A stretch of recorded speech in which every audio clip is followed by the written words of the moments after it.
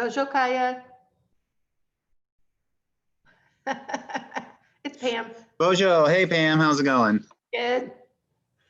I was just getting it set up. I didn't expect to get in. Oh, yeah, we're a little early. I'm still trying to do a couple things, so I'm gonna put myself on mute, so you just. Okay, yeah, I was gonna mute myself too.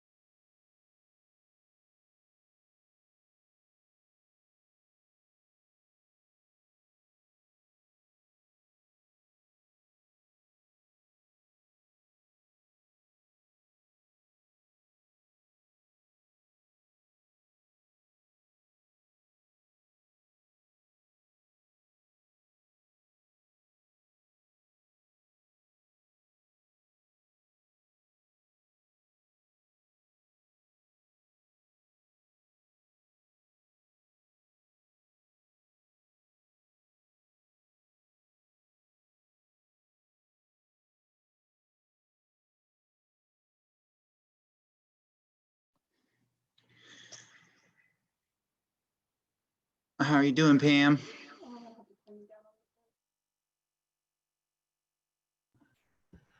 I am doing okay.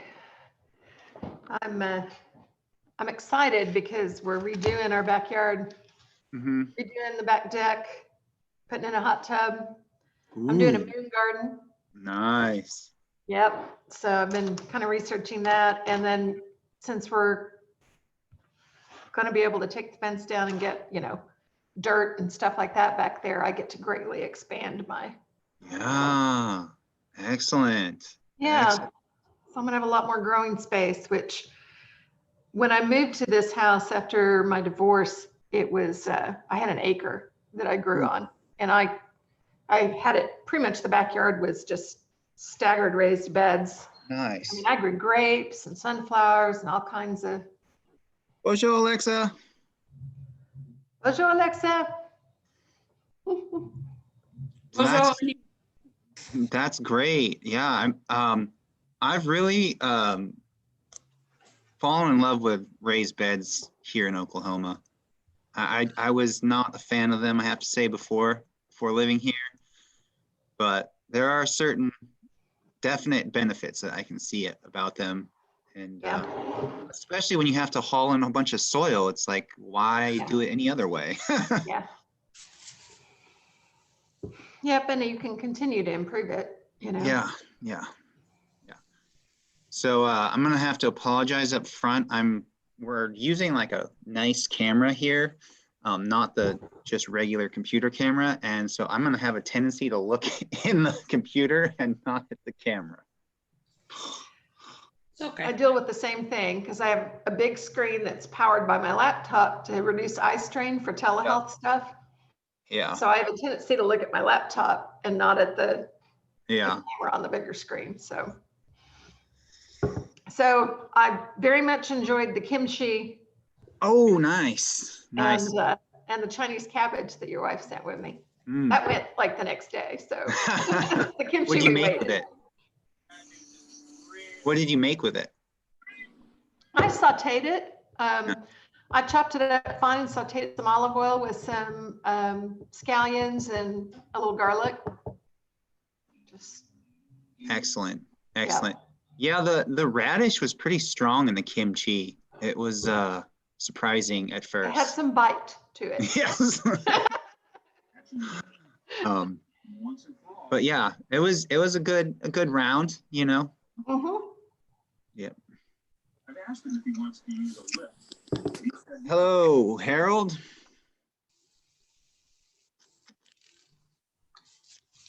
Harold looks frozen.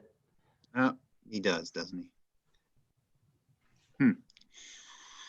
Well, it is about top of the hour, and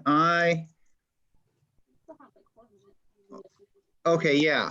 I wanted to ask the people who are here if they have any questions to start out with so that I could write them down and maybe we could go through them. Any burning questions? I think I gave you my question yesterday. Oh, you did? Ooh. All right, Alexa, I'm sorry. I apologize, but I don't remember it. Oh, no, I just wanted to see if you would talk about cover crops. Oh, that's right. Cover crops. Okay, I can talk about cover crops for sure. I will add that to my discussion points. Bonjour, Angela. Hello.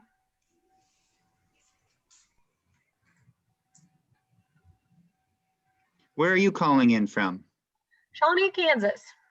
Oh, okay. Two people Hi, from Angela. Kansas. Hi. Who else? I can't see anybody else. It's Alexa. Oh, hey. Oh, there you are. Full screen. There you are.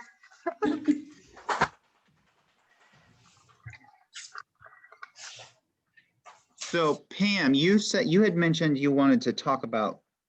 No. No, you didn't say anything. Sorry, I just said no to the dog. I'm Oh. sorry.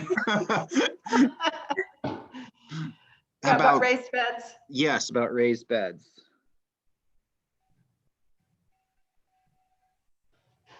Okay. Anything in specific, Pam?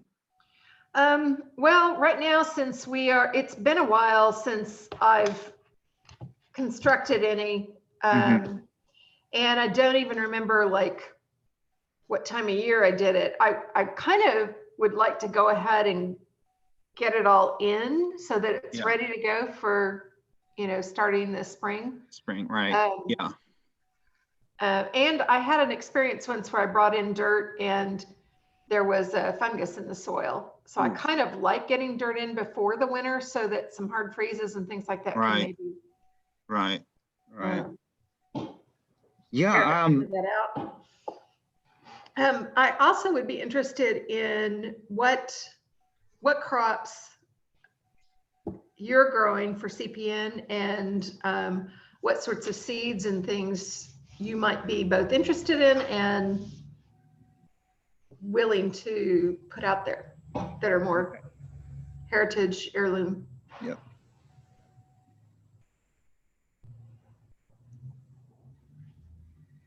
Someone else had asked me about heritage crops, so I will definitely speak to that.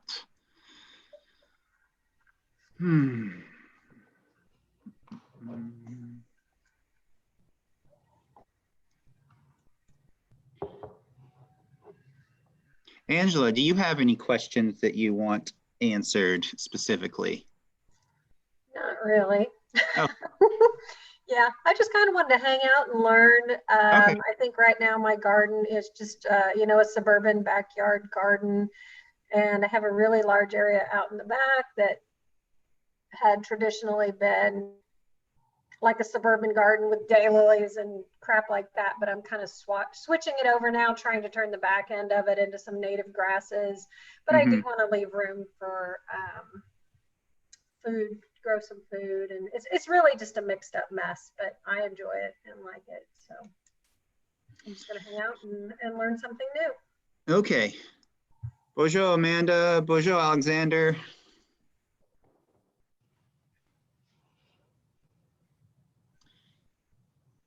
And it's the top of the hour, so I'm going to go ahead and start because we only have an hour.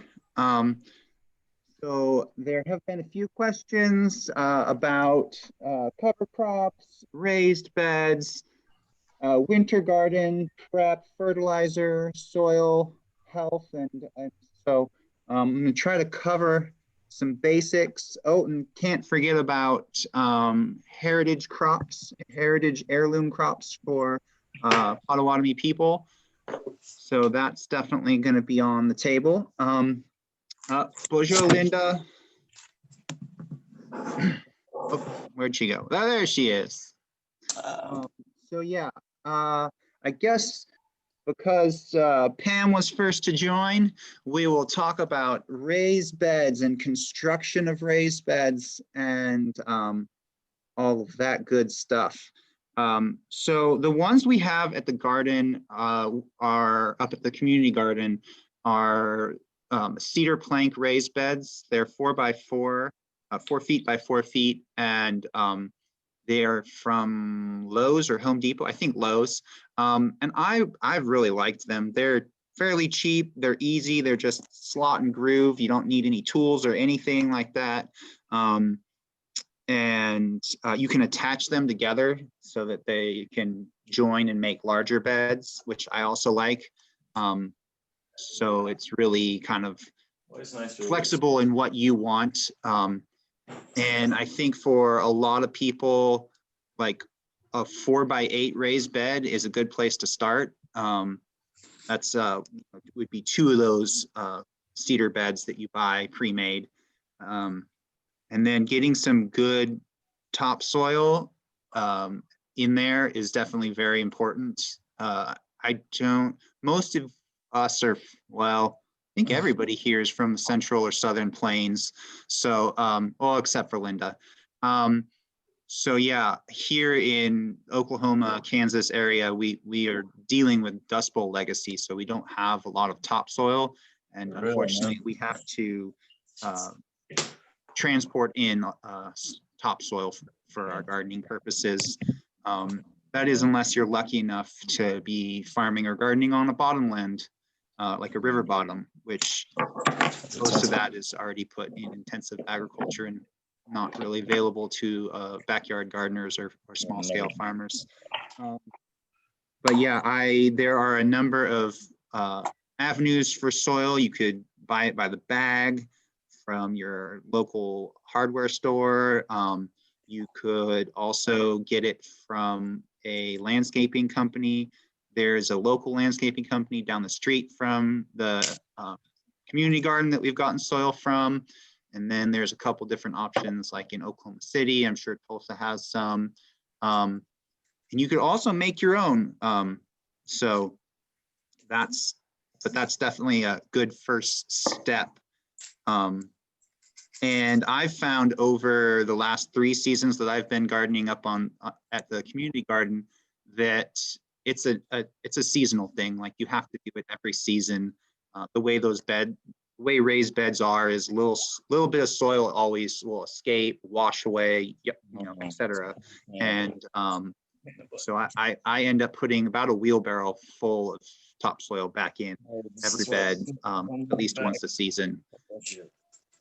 And if you don't want to go the cedar plank route, you could of course use railroad ties.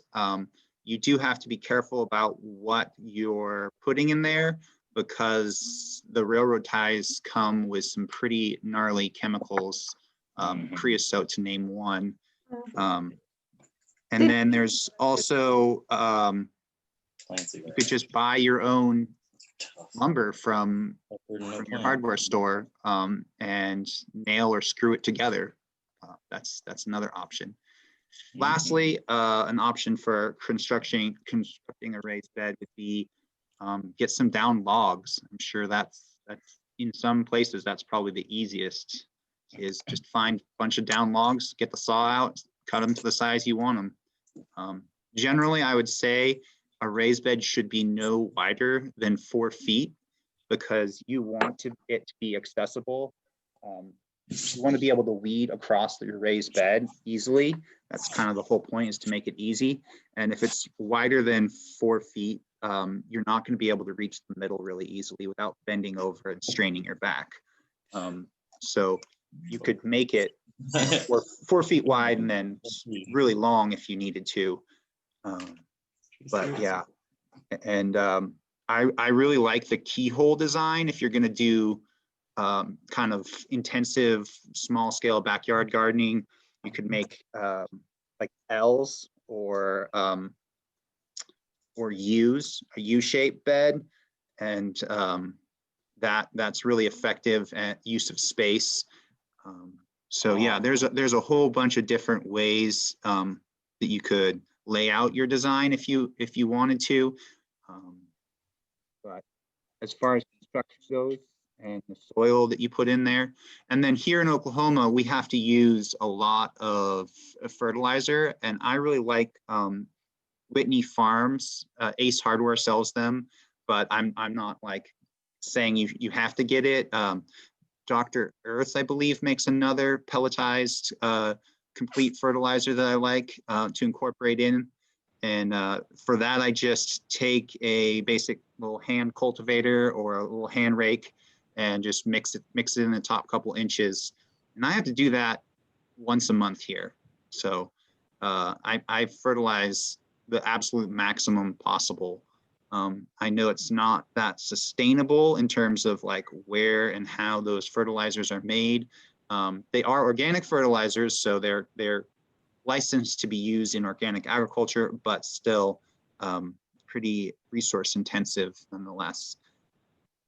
You can also use a liquid fertilizer. We do use, what is it? Fox Farm Grow Big, and what is it? Tiger Bloom, I think is the other one. And those are just 2 different liquid fertilizers. One would be for the early season, like when plants are starting out and it's mostly vegetative growth. And the other one would be for when it's fruiting. So later in the season, midsummer or early summer, if you're talking about spring crops. And I've found those to be really helpful in maintaining health in between the pelletized fertilizer. So yeah, that's the raised bed bit of it. I think, does anybody have any questions about that? Any questions from me? I have a question. Yes. Creosote, when you mentioned the creosote on the railroad ties. So this is really not raised bed specific, but my dad recently, last couple of years, bought a home that is adjacent to railroad tracks. And there's a nice piece of property next to him that we toy with from time to time, turning it into some sort of a community garden.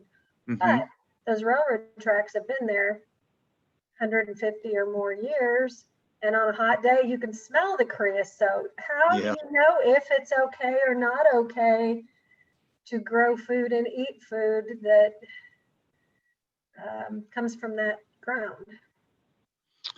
So I would get a soil test. Absolutely. There's a couple options for that. I don't know exactly what the best option is for you, but if you check with your local ag extension, they will be able to point you in the right direction. And my guess is if the tracks have been there for a while, they not only are emitting creosote, but I'm almost positive that they spray for weeds along those tracks. Yeah. So you may, if you were gardening there, you may have to put up some kind of physical fence barrier to prevent drift. I feel like we've already been able to mention it to them and they've quit spraying, but whatever's happened in the past, I don't know if that's left any residues or anything like that. Yeah, so and this might be a little too deep into it, but certain pesticides like Roundup, for example, most common pesticide, what's great about Roundup is it has a 2-day half-life in the soil. That means that the natural bacteria and fungi and biota in the soil denature it into its basic components. So it's not even active. You couldn't even find a trace of it in the soil after 2 days. There are other things like 4D or there's a lot of different brands of fertilizer or of pesticides and different things. And a lot of those have a half-life of a month or 2 weeks or even like 6 months. There are specific pesticides which they spray on fields and stuff that they can spray in the fall, and then in the spring you still won't find anything growing there because that pesticide is in the soil and acting in the soil for that long. But I'm no fan of broad scale wholesale pesticide use. I was just mentioning the biology of it. Yep. Okay, thank you. All right. No other questions about raised beds. I think we should go on to cover crops. Seems like a logical next step. Cover crops are great, but you have to just keep in mind that you're growing your cover crop just like you would any other crop. You can't treat it like a, oh, I'm just going to do this because I'm not going to do anything else to my garden. No, you have to like make sure that they all came up. You have to fertilize, you have to water, like it is a crop. And so that's one thing that I've noticed people do. They just kind of throw it out there and then expect everything to go as planned when it does need attention. And just as in nature, you will find that certain cover crops do better in certain areas, soil, slope, wind, all that kind of environmental stuff can play into how well a cover crop does or doesn't do. I personally like more species in my cover crop blends than less.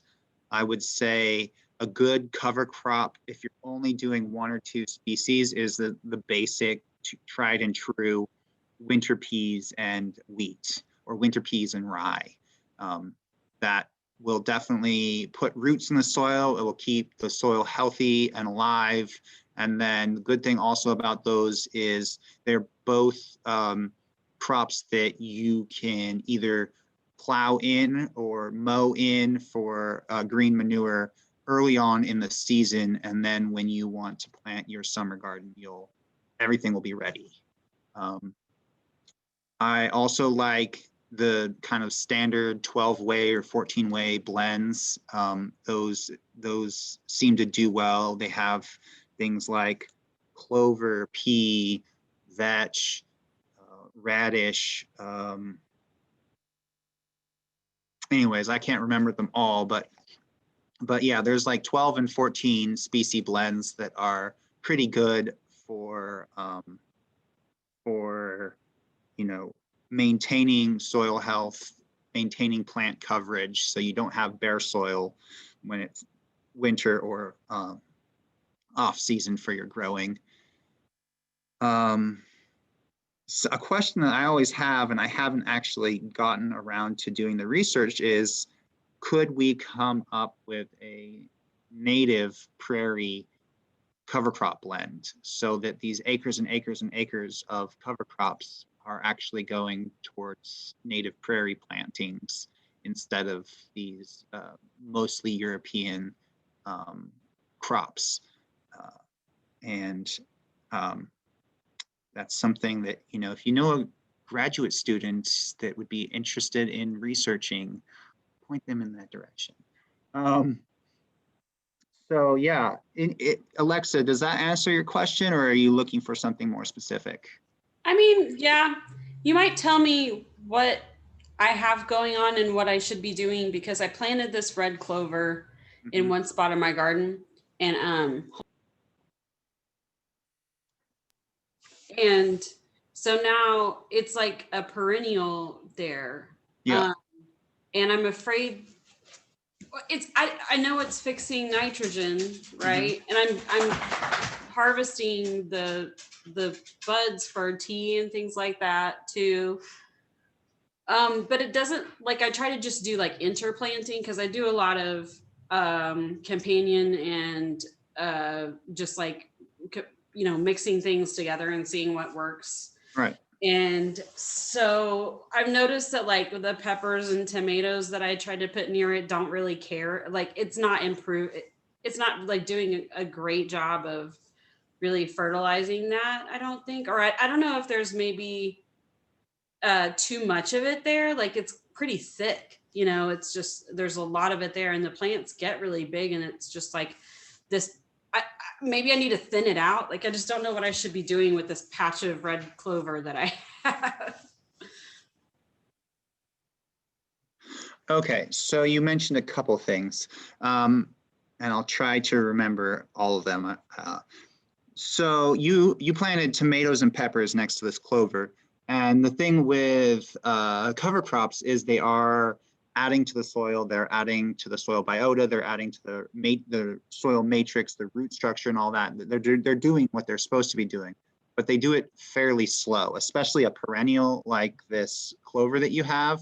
That's why people go with things like the vetch or winter pea, because they grow so fast and they put out roots, and they put out lots of those roots. So there's lots of activity in the soil. And then when when you harvest them or mow them or whatever you're doing, whatever way you're managing them, all those resources go back into the soil and are available for the plants to grow alive. So that's, again, like why I like the Austrian winter pea, is because they grow like gangbusters. It's insane. And then and they also will summer kill. So like you don't have to do anything, and they'll just kind of get scraggly and die out. But with the clover, it might be too thick. Yeah, like if you're trying to get tomatoes and peppers in there, you might try mowing it right before to kind of knock back the clover, and then some of that organic matter that you mowed will also turn into green manure fertilizer. And you'll also give your tomato and pepper seedlings a start. I assume you're starting from transplants and not from seed. Is that correct? Okay, yeah.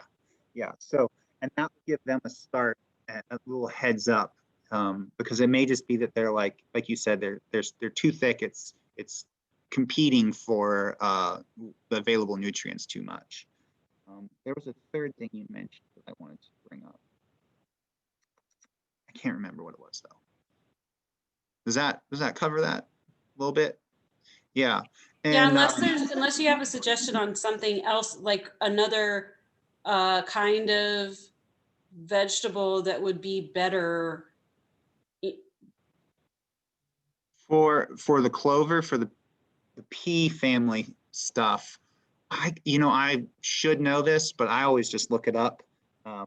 What is a companion plant for Fabaceae, bean and pea family? Because that clover is a nitrogen fixer, so it's a legume, even though it doesn't look like one, doesn't act like one. I hadn't thought of that, just to use the pea category as an indicator for what. Yeah. Okay. Yeah, and yeah, I mean, it may just be that tomatoes and peas don't go together. Like I don't remember. But that answers. Do you have the blends that you talked about? Do you have a brand or anything that you use with those? Oh no, I just get them offline, honestly, or the local garden store. But I try to use organically grown stuff or like sustainably grown stuff. So I generally around here, at least in Shawnee, have to get it online. If I went to the city, or you're in Tulsa, so you might be able to find somewhere that sells organic cover crops, but they don't really out here. I like High Mowing. That's a good company. They make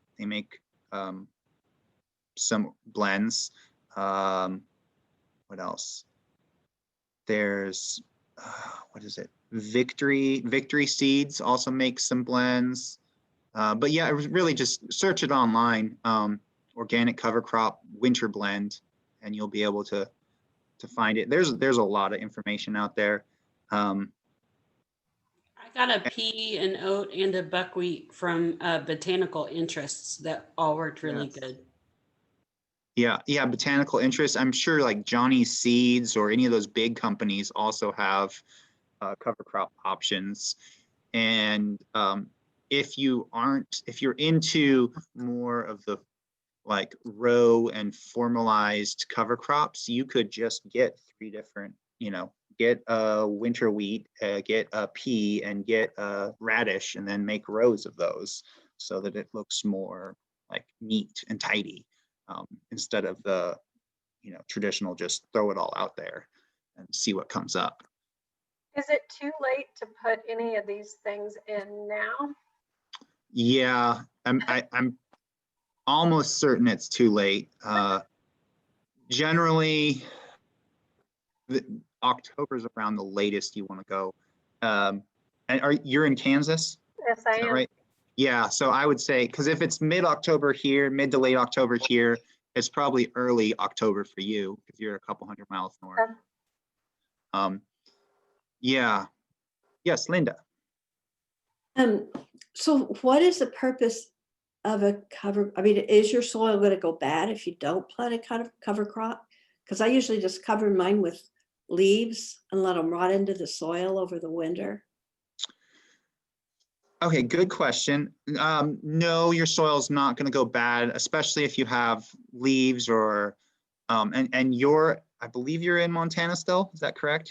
Yeah, so especially if you're going to have snow over it for a majority of the season, like it just kind of keeps the soil biota alive, because there's that soil biota plant exchange between the sugars and nutrients. And so you're keeping the soil like living, and those populations of bacteria and fungi that live in the soil that do most of the work for your plant are high populations in each soil.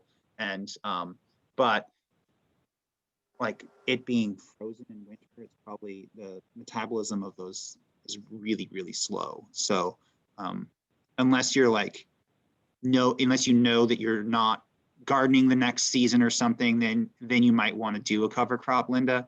But I would say in your case, probably not. It's probably not necessary. Yeah. But for people with longer seasons and more temperate climates, it's a way to jumpstart the soil in the spring or keep it going in the fall. That way, when you plant your crop that you're trying to grow, you have the soil is all ready.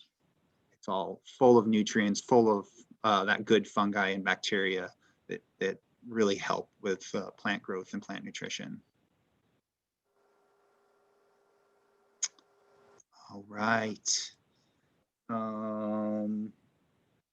What else?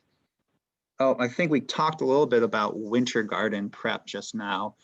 So yeah, like here at the garden for winter, around the mid-August is when I start planning for winter.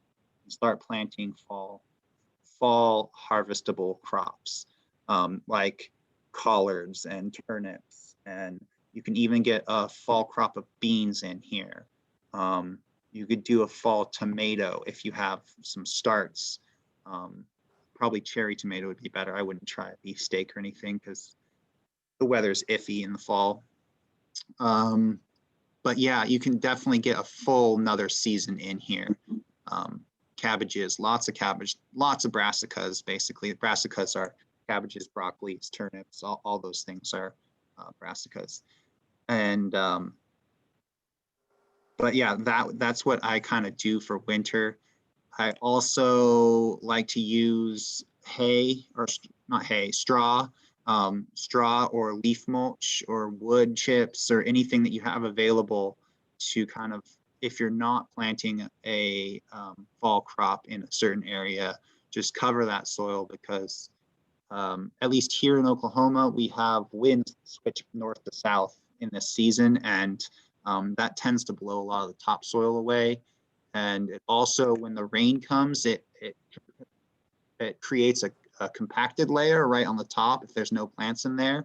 And that just makes it even harder for things to live in it the next season. So if you cover it in some way, you kind of like putting it to bed, putting a blanket over it, so to speak, kind of making it nice for the next season.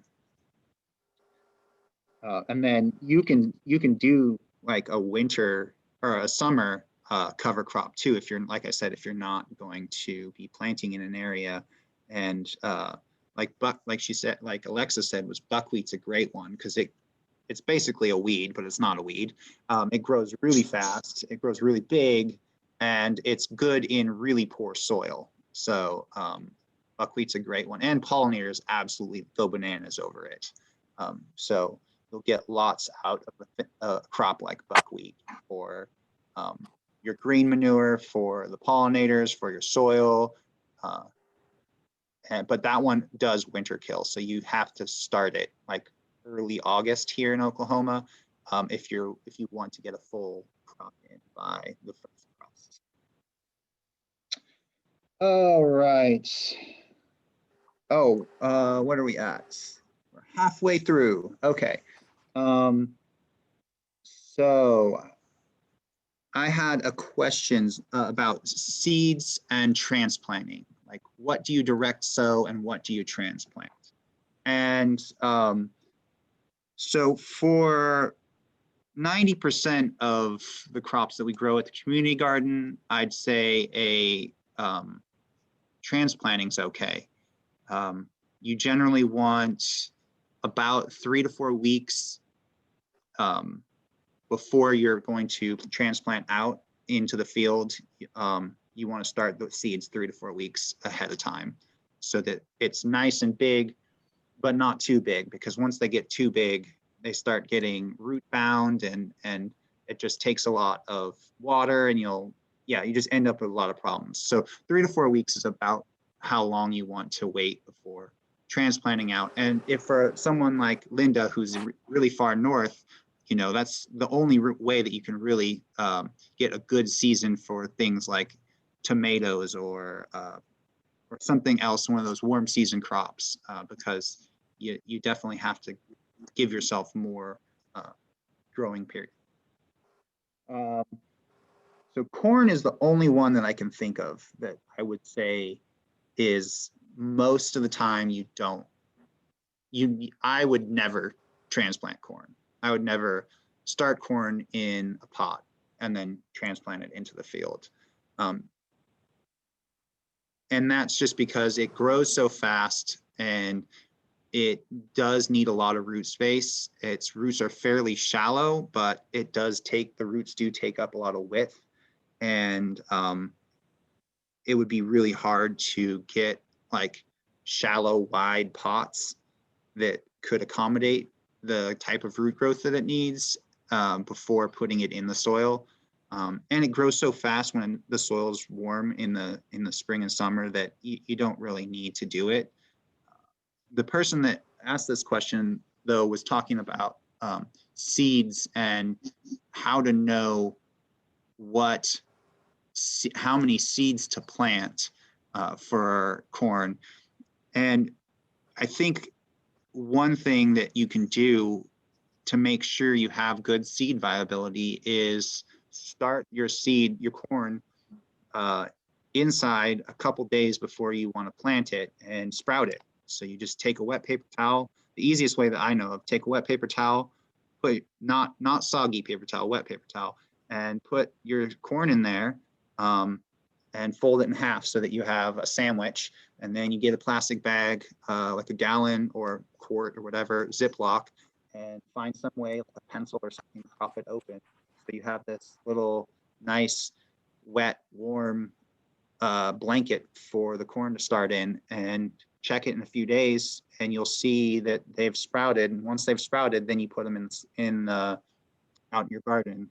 And you also will know pretty well what your viability is of your seeds, because some of these seeds, heritage seeds that we're growing, we get them and we haven't grown them for 10 years or whatever. And so only 25 to 50% of the seeds are actually viable. They're only that small of a percentage is germinating. Generally speaking, you lose 10% viability with corn every year. There are cases, where archaeologists have found 500-year-old corn or 200-year-old corn and grown it from the seed. But generally speaking, that's not the case. You want to plant it every few years because you lose viability really fast in those kinds of seeds. With things like tomatoes, it's the same. Beans is a little longer. Squash is a little longer. There's that story about the 800-year-old squash they found in the clay pots in Wisconsin, and they grew it. So in the right conditions, you can definitely make seeds last long. But and with corn, if you're growing corn for like the first time, I'd say start with 12 or 13 plants, plant a block, and go from there. And really, once you're comfortable with that, and you know the system, and you know how the plants react after a few seasons, you can expand your garden. But there's nothing worse than having grand plans and then realizing that you can't take care of it and watching your garden just kind of fall apart. So like I was saying before, I think, if you're first starting out, get a 4x8 raised bed and just plant that, and pay attention to it, sit with it, watch it, learn from it. And then the next year you can grow again.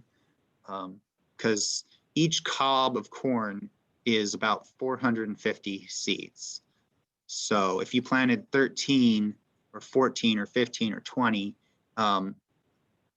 corn plants and they all produced one, you'd end up with thousands and thousands of seeds for the next year.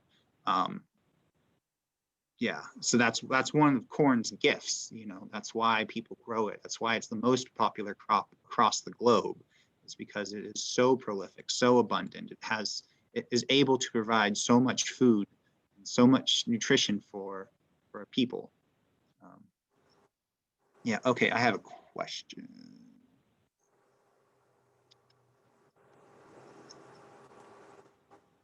Okay, yeah, if they don't sprout, so the question was, if the seeds don't sprout in a couple of days, are they done for? I would say give it a week. Maybe change your paper towel, make sure you're not like getting mold and stuff. That's why you have to use a pencil to prop the bag open so that there is some airflow. Otherwise, if you just close the bag up, it's gonna get moldy and soggy. Then it's not gonna grow. So yeah, I would say if you haven't gotten anything after a week, those seeds aren't probably viable. But you know, there's always the odd seed that takes the whole week to grow, and you know, you'll be waiting and waiting, and then oh wow, on the last day, there it is. Generally speaking, the Three Sisters crops are quick. They sprout quick. They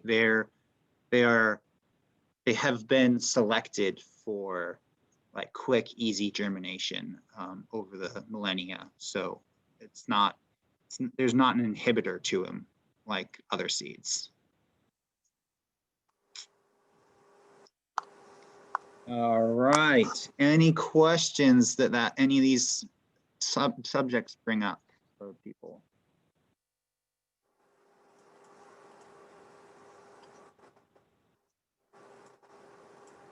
All right. So Question. Sorry. yeah.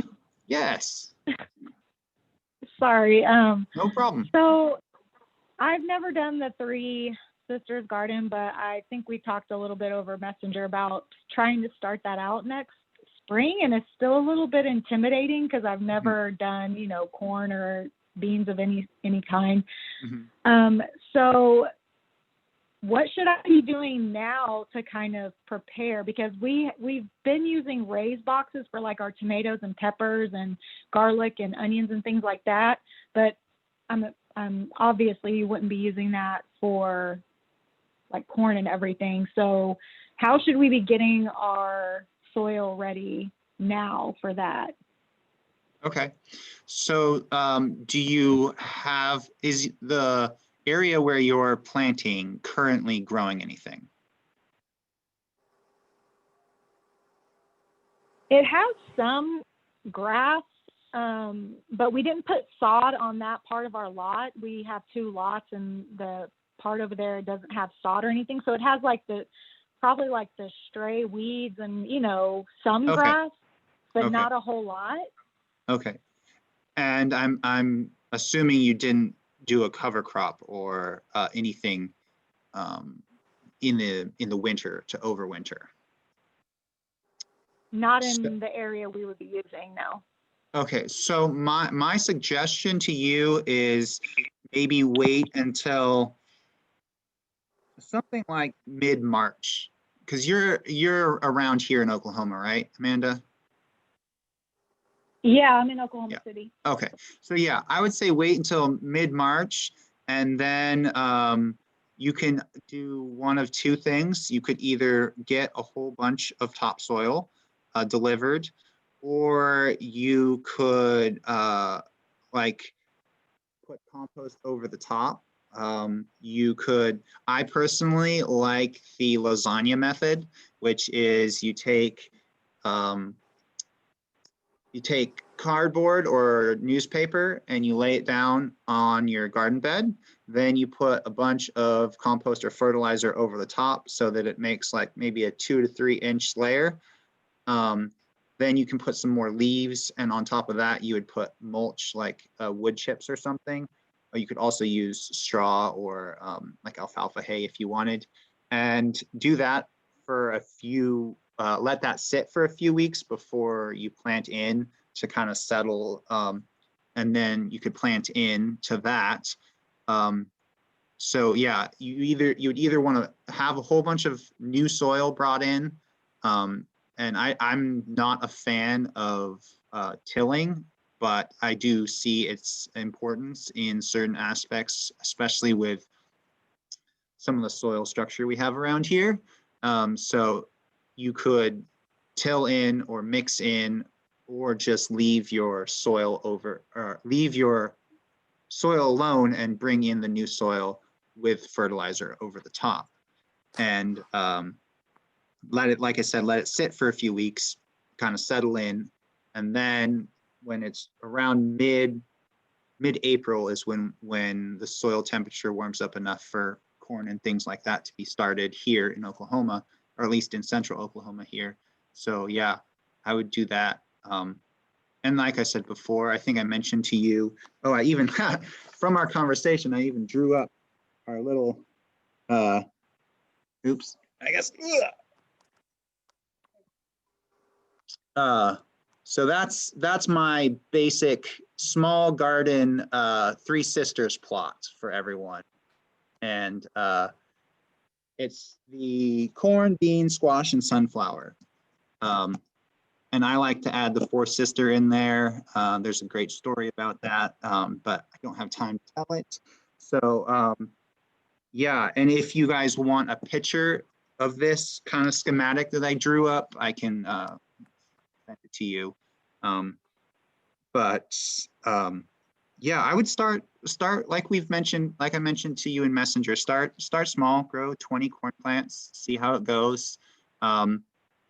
It's a marathon, it's not a sprint. So just kind of be patient, let the plants teach you what they want to teach you, give it water, give it fertilizer and nutrients and stuff. And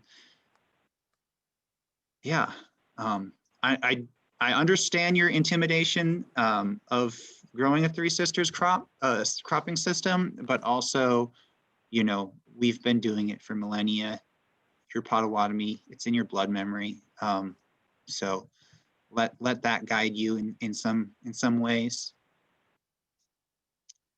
All right, another question from Maine. Ooh, okay. Types for this climate. Ooh. I don't even, you know, that's so far north. I don't have any experience growing up there. Geez, you have some wonderful blueberry opportunities. I know that much. But yeah, I would say for Maine, if you're trying to do Three Sisters, start your squash, start everything indoors. I don't know exactly when the last frost date is up there, but you could probably grow flint corn, which is the shortest days to maturity type of corn. And also we have a Potawatomi calico flint corn here that we grow. So I could share some of that with you. But as far as summer crops go, I would start indoors. Oh yes, Linda, mute. So do you plant the corn and the peas and the squash all at the same time? All right, good question. I should have addressed that. No, you don't. So the corn goes first, and then the rule of thumb, I've heard 6 inches, I've heard a foot, but once the corn gets a little bit high, then you throw the beans in and the squash in. But you definitely want to do the corn first so that it can grow up above everything else, because the beans and the squash, if they start first, they'll smother it. It won't have a chance. And sunflowers are obviously similar, but those are kind of like weedy and quick growing anyways, so it doesn't matter so much when those are planted. Yeah. In your little drawing, it looked like you had the corn was all together in the center. Yeah. And then the squash and beans were around the edges. Yep. Yeah. And so that's a good point. This is kind of the segregated method of Three Sisters. And there is like a kind of a milpa, which is just like everything's mingled together. And I like this one starting out because you can see how each of your plants is doing better and you're able to get in there and weed. You that's my own personal preference. There are other people who grow other ways. And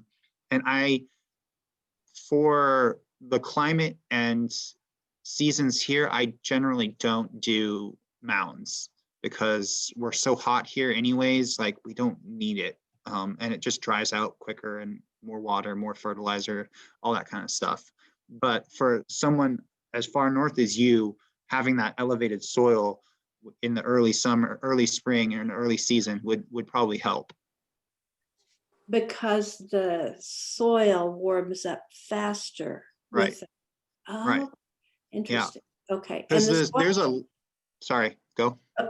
My experience with squash, which isn't a lot of experience, it just goes crazy and just goes everywhere.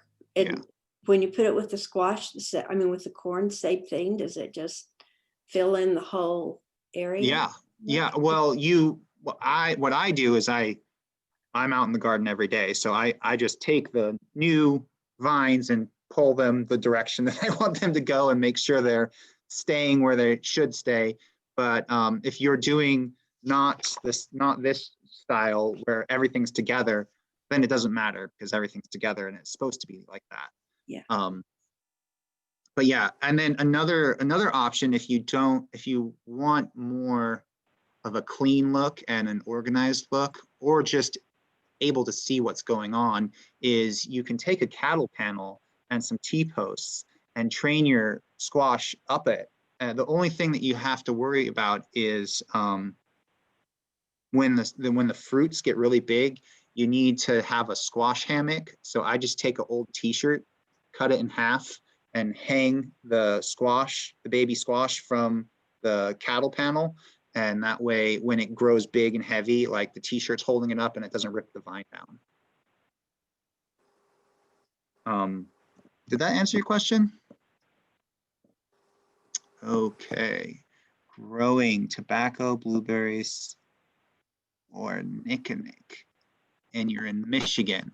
Well, yeah, you have, you're lucky, you're in our homeland. So all of our seeds and crops are climatically available to you.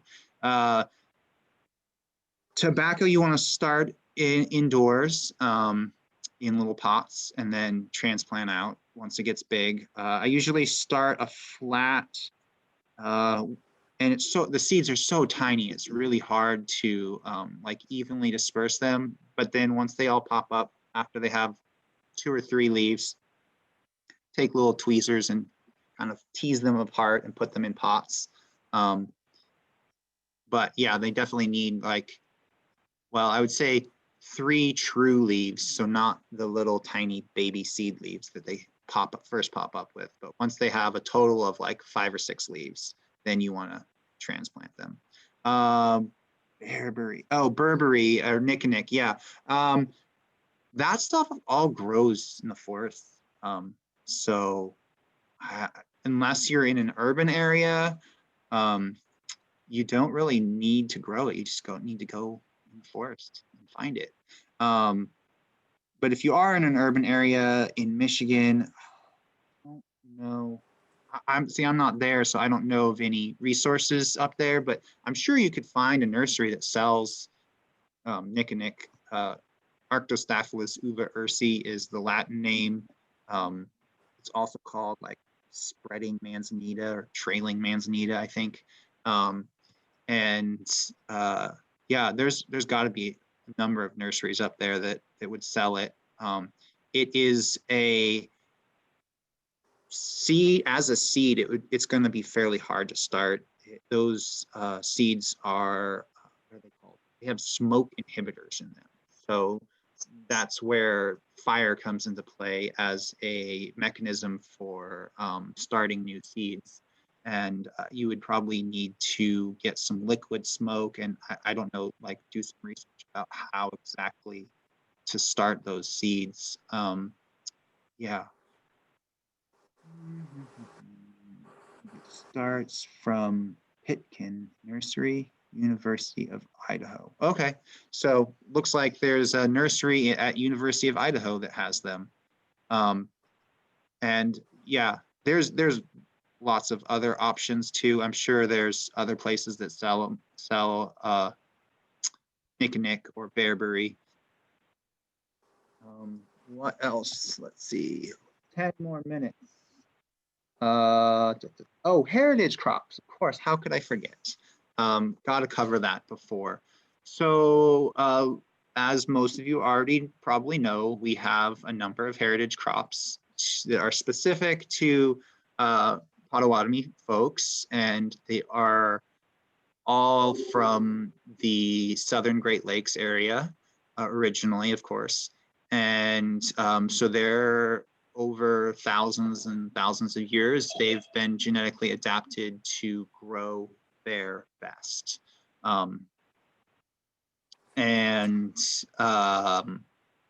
But we have been growing them here in Oklahoma for a few years, and I'm sure there are some of our ancestors that grew them before. I personally haven't heard of anybody who's grown any of these in Oklahoma before me, but there has to be someone. And so we have a Musqueam red flint corn, which is also a calico flint corn. We have a Wapple white flower corn, which is a large kerneled flower corn. And these are generally, I think they're 12-row corns. So they're not like the Southwestern, like Navajo 8-row, and they're not like the like Iroquois 20-row or anything. So we have those two that I can think of, but then our brother nations, our sibling nations, the Ojibwa and Ottawa also have their own varieties. There's a Bear Island flint corn. There's a Red Lake flint corn. And honestly, there are hundreds and thousands of varieties of corn that are available. If you are in a specific area and you have experimented with growing corn and something